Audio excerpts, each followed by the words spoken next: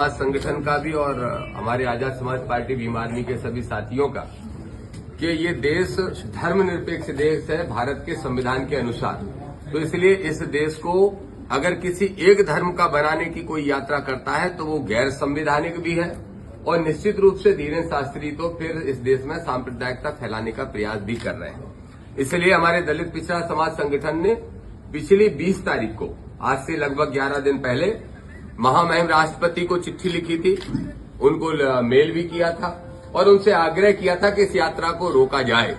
उसके बाद उनको मेल किया, उसके बाद फिर 3 दिन 4 दिन पहले फिर से हमने रिमाइंडर किया।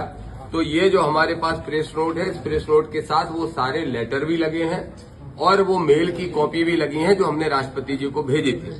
तो आपके माध्यम से मैं 2 बातें स्पष्ट करना चाहता हूं।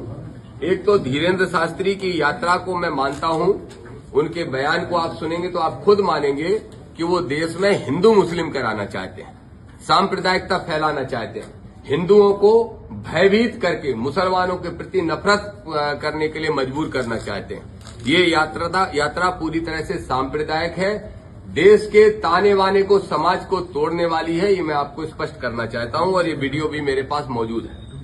इसलिए हमने राष्ट्रपति जी से तो मांग की है, अगर राष्ट्रपति जी से कल तक परसों तक कोई उत्तर आ जाता है तो, क्योंकि अब ये नेशनल मीडिया भी दिखा रही है, तो मुझे लगता है कि शायद राष्ट्रपति के यहां से कोई न कोई एक्शन हो। अगर नहीं होता है तो सोमवार को हम लोग कोर्ट जा रहे हैं यात्रा को रुकवाने के लिए।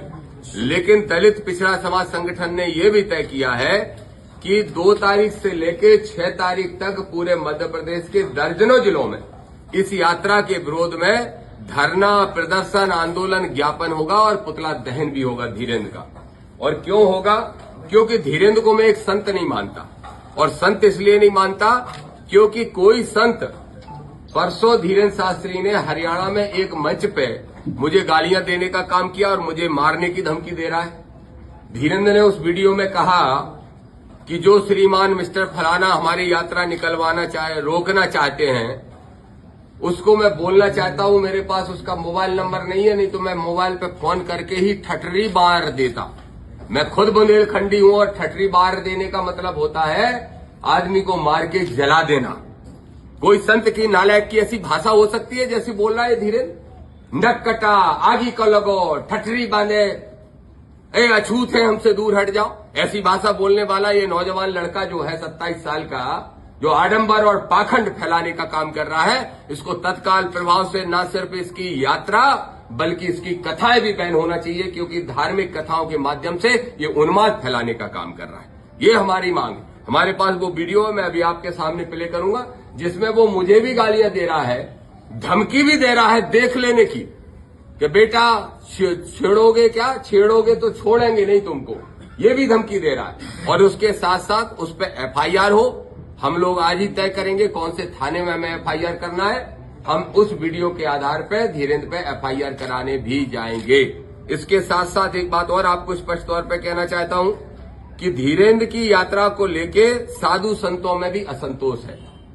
बहुत सारे साधु संत ये मानते हैं कि ये यात्रा सांप्रदायिकता फैलाने का काम करेगी। दामोदर यादव को सीधा करना आता है, तुम जैसे आडंबरी और पाखंडियों को न समाज को।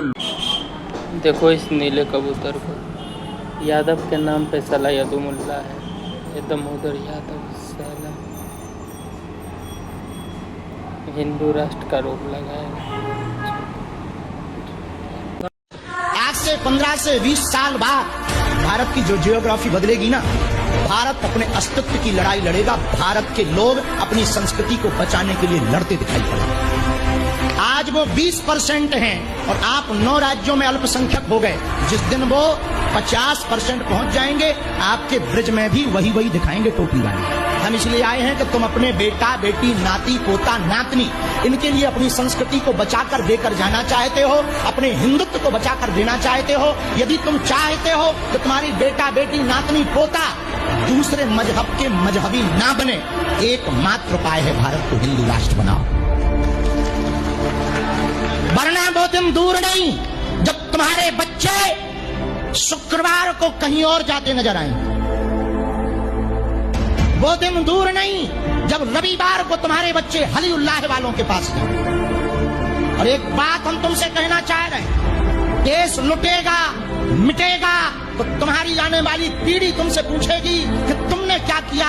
हम तो कह पाएंगे हमने कोशिश की, नहीं पूरी हुई तो ये हिंदुओं की गद्दारी थी।